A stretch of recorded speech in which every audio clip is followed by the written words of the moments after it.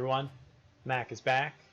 Today we're going to talk about the Sept of the Seven, mostly for players that are inexperienced or new to the game. This will kind of give you a better idea of what's available in there, when to use it, why to use it, and kind of go from there. So let's get to it.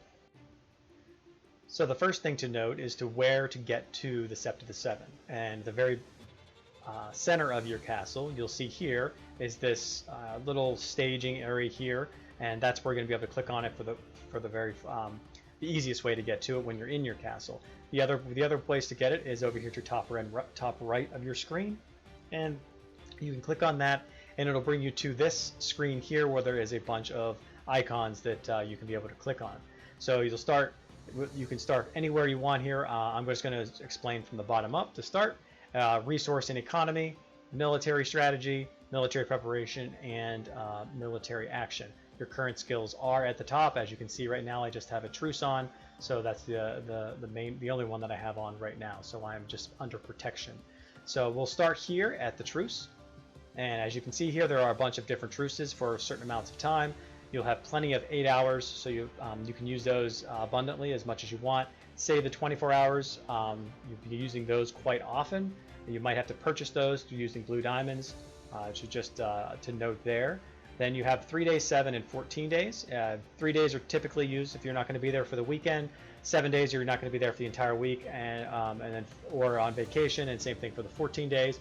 You can see that there's a little bit of a discount on these as well. So for instance, a 7 day, if you buy 2 of those, it's going to cost you 20,000 for 14 days, but you're going to cost you 25,000, so it's going to cost you 5,000 more for a 14 day. But the thing is you have to come back and rebuy the 7 days. You have to log back in to be able to do that. So you don't get the full day. You can't just buy 2 7 days and they won't go back to back if you do it. You have to reinstitute it after it expires, before or after it expires. So that's just something to note there to protect your city. When it comes to fervor, fervor is basically if you attack somebody, or I believe if you garrison or reinforce another castle, you'll go into fervor. And when you go into fervor, you cannot bubble. And if I click on the fervor there, it'll show you basically the duration of how long you'll be in fervor based on your castle level. So for you that are new, anyone that's new, you have to get to level 9 castle to go for a 2-minute duration of fervor. And after it wears off, then you can be able to bubble again. And you can see down here at the bottom, level 25 castles are always going to be 15 minutes. That is the very, very max.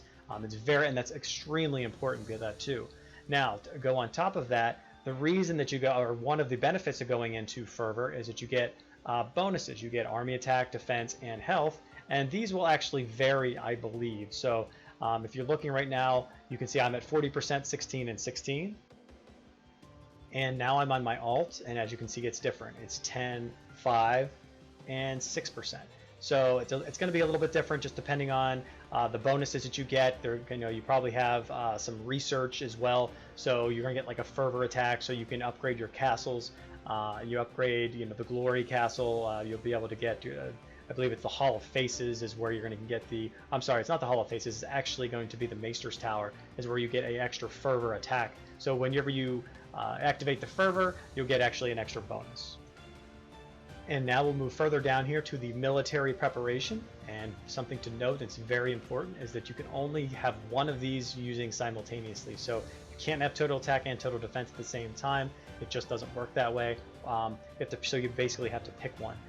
Something very simple here, we'll start in the middle, is total defense. You almost never use this, and I say almost, I don't even know when you would use it because I've never ever used total defense before. You're always going to use total attack because it's just better. So you have different types of total attack in here. You have a 20% for 4 hours, 20% for 12 hours, 20% for 24 hours, and then you have this one was most recently added as 40% for 1 hour. So it's double the bonus, but it's for a lot less time than any of these other ones. You can see I have a few of them. I haven't used them yet. A very good place to use them would be in some of the 1 hour events like Alliance Conquest or like the Siege of Winterfell. Those are actually Siege of Winterfell. I don't believe it actually is you're able to use it, but those type of events is what you want to actually use it for when it's you could use it in KVK. Kingdom versus Kingdom would be a decent one to use it, but you only get that hour, so you have to reactivate it or keep purchasing them. And then looking at the immediate curfew, there's quite a few of those as well, and they have different variations of hours as well. The one place to be able to use this, it actually even says here, will not take during the Siege of Winterfell. So they actually tell you that, but that you would want to use this in the Siege of Winterfell anyway. But so that's just something to note. So the one big reason or place to use this is Kingdom versus Kingdom, or when you're attacking, when you're fighting. And obviously you can't be doing it in Siege of Winterfell, but in like regular type of PvP.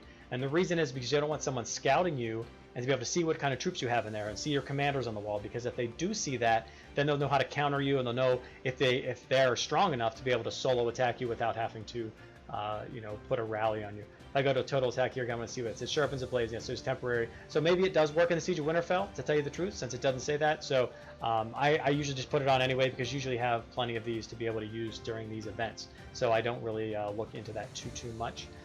The military strategy.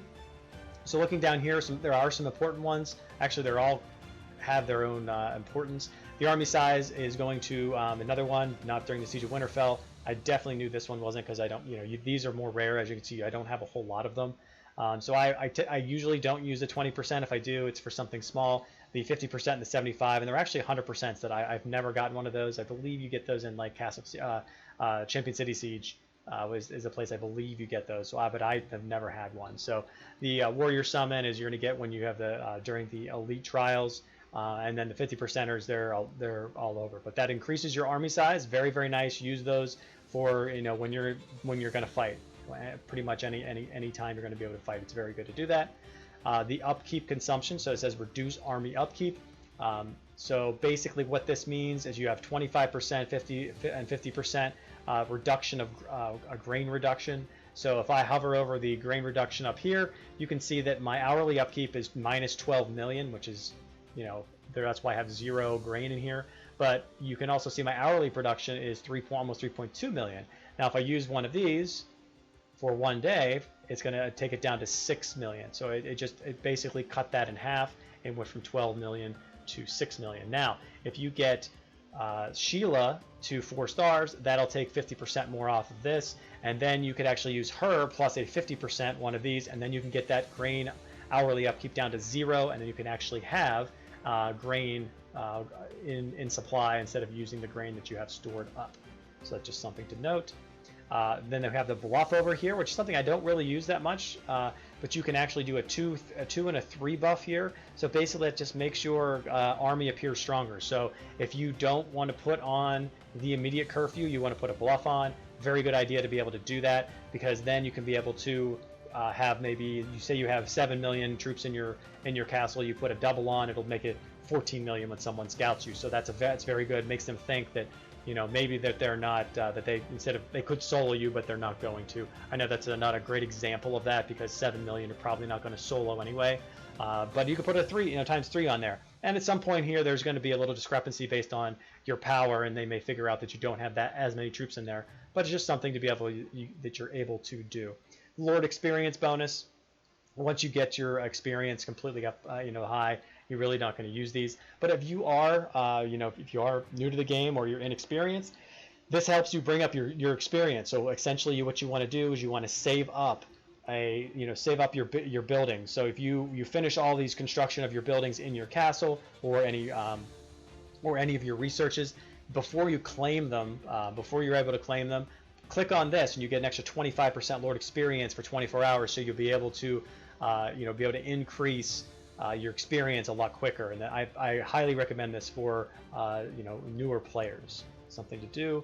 The expedition damage, this is against rebel leaders. So when you fight against rebel leaders, or any expedition, it's expedition, so this would be against even rebel groups as well. So that's another expedition.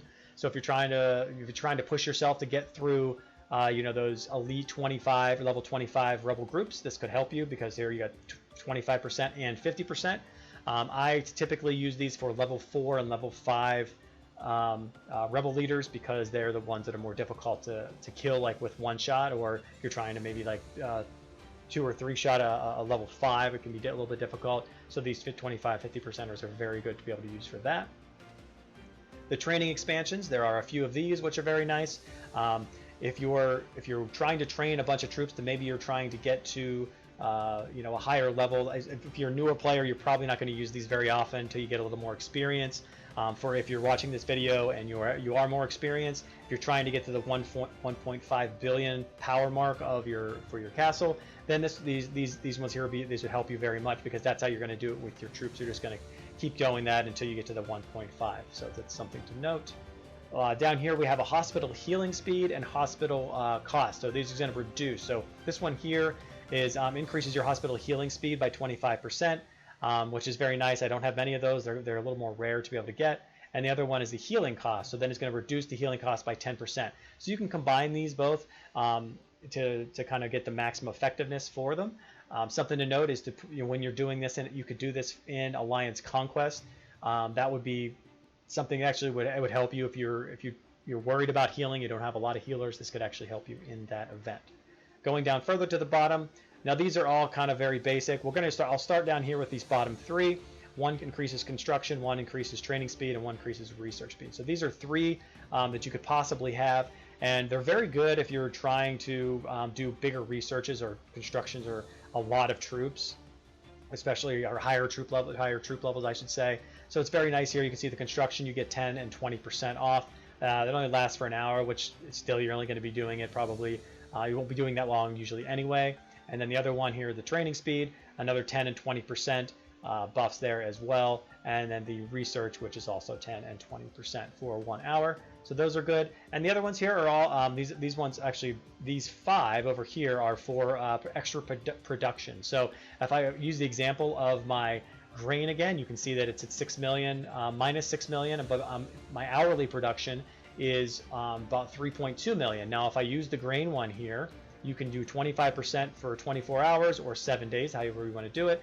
I'll just click on this one and I'll hover back over here, and you can see my 3.2 went to about 3.3, 3.35, so it went up a little bit more. So this will give you this will increase once you get that hourly upkeep down to 0 or less than the 3.3, you'll be able to have some grain actually available for you. It'll accumulate over time.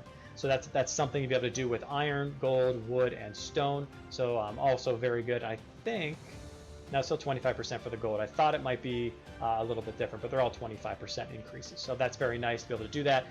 So gold is actually an important one as well. Actually, you see I only have 20, so they are a little bit more difficult to get. So you'll be able to want to increase that gold. Just make sure that they're not capped out like mine are. You can see that they're all yellow, so that means that they're all capped out and they're not going to go any higher.